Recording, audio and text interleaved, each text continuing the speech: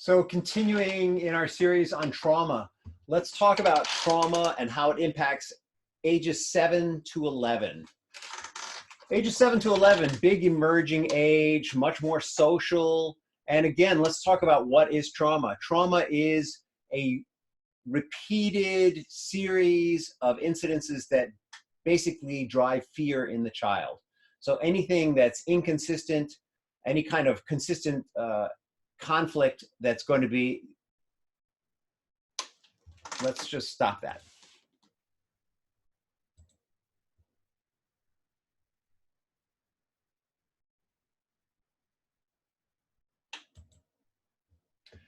All right, so we're talking about trauma to elementary schoolers. And again, our definition of trauma here is not like a bomb dropped and your house blew up. It's not necessarily that someone died. Trauma can be anything that disturbs the consistency of a child's experience. Children are looking for safety, they're looking for a nest, they're looking to be nurtured, they're looking for consistency in their lives. And when things are consistently inconsistent, that drives trauma. So if two parents are fighting consistently and interrupting that sense of nurturing, the interruption to the nurturing is traumatizing the child in some way. This series is focused specifically around divorce. So if you have two parents who are in the divorce process, maybe they're living together or they're living separately, and they fight with frequency and they talk about each other in ways that's destructive in the child's eyes, that's going to drive a lot of trauma. To some extent, trauma is just going to be driven by the fact that things are changing really fast. And in the parents' eyes, they may not be changing fast enough, but to the child who's only been on the planet 7 years, every day is much longer to them. Every occurrence has much more meaning to them. Whereas to a parent who's 30, 20, 40, 50, those days seem much shorter in the context of their whole lives. Some of the signs that there is trauma occurring in your household, this is for children across the board. You're probably going to see a change in their school performance at this age because they're actually being measured in a way that younger children aren't. They're in all likelihood going to be having nightmares. Well, not super consistently. They might be having every night, but they're going to be having nightmares with some consistency. That should be an indication that there's trauma going on. Their eating pattern may change. They might be eating a lot more, or they might just lose their appetite. They're going to seem unfocused or distracted because they're checking out. A piece of them is somewhere else. They may have trouble concentrating. They may appear numb at times. They may even be experiencing guilt or shame. And the reason for that is that children often feel responsible for what's happening with their parents for whatever reason, emotionally irresponsible, even though it's totally irrational. They feel like in some way, if their parents aren't getting along, it has to do with them. Now, these behaviors are going to split off into two branches. Similar to the talk we did on birth to 6, we're either going to see more aggressive behavior or more internalized behavior. So on the aggressive side, they're going to become hyperactive. They're going to have outbursts of anger. They're going to become more aggressive. They might even be fighting more in school. They might even be hitting you or hitting the other parent. Or maybe they're breaking a lot of toys, or maybe they're doing things that they know tick off their parents. Like they've been told not to color on the walls, and they're coloring on the walls.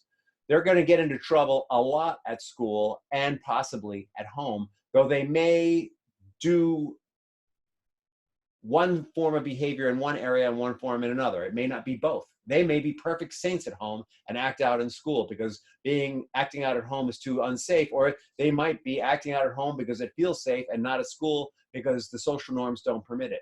They're going to continue to express fears that the trauma, the event, is happening again and again. They may not express it directly, but it is going to come up. They're going to ask questions. Listen carefully to what they're saying to you, because what they're saying to you is going to let you know whether there's an ongoing fear or concern. Now, on the other side of this, you've got kids who go super internal. They seem sadder than usual. And they may be quiet kids to begin with. I mean, let's be clear. Some kids tend to externalize and some kids tend to internalize, but they're going to seem sadder than usual. They might want to be left alone a lot because the experience of being with their parents is so inconsistent that it's just better not to be with them. They may start returning to old fears. They might start developing new fears. They might complain of headaches, stomach aches, cramping. They might even start developing physical illnesses, asthma. Kids who are under constant trauma, whether they externalize or internalize, are at higher risk of physical health and mental illness. And these things will emerge as their situation becomes more unstable. They may become unusually withdrawn and quiet. And there's a possibility that they're going to become clingy with their teachers, or maybe clingy with their parents, depending on how available their parents are. They're going to worry about their own safety, or maybe your safety, or their brother's safety, or their sister's safety.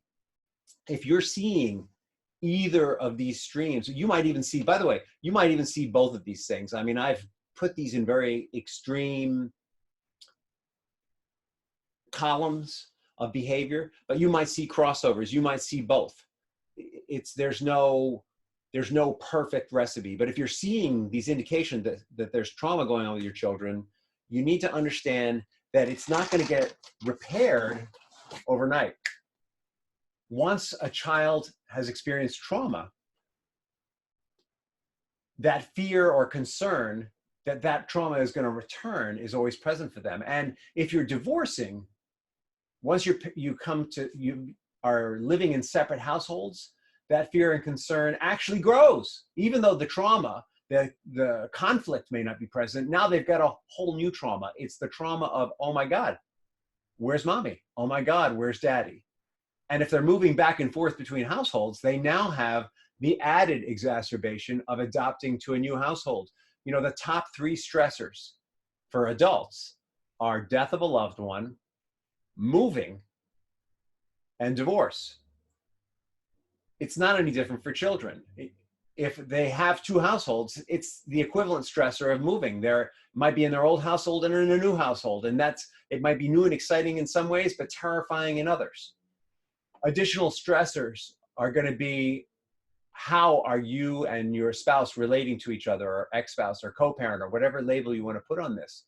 If one of you is very toxic, dealing with that toxicity can take really the whole life of the child into adulthood before it starts to resolve, because cognitively, your children aren't in a place where they can adapt, grow, learn, make a choice between toxic behavior and healthy behavior until they hit adolescence and adulthood. And they may even process that through adulthood.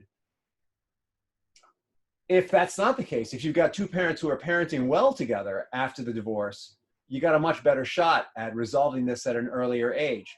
And the trick is to teach your child, in either case, to teach your child what's called resiliency. What you want is, you want your child to bounce back from this experience of trauma. You want your child to bounce back from the huge amount of change. And the way to do that is, first, both parents need to create consistency in their behaviors. They need to make it consistently safe for the child. That means not being critical of each other in front of the child. That means reducing or eliminating any kind of negative behavior regarding the other parent in front of the child, and really being in your child's camp. And then there's a whole slew of things that can be done to help your child recover from that trauma. Even if you've got a toxic parent in your life, there's a whole slew of things that can help that child recover from trauma, so that when they hit adolescence, they can make those decisions, those healthy choices that are going to take them to a rich and fulfilling life faster, instead of when they're 20 or 30 or 40 years old.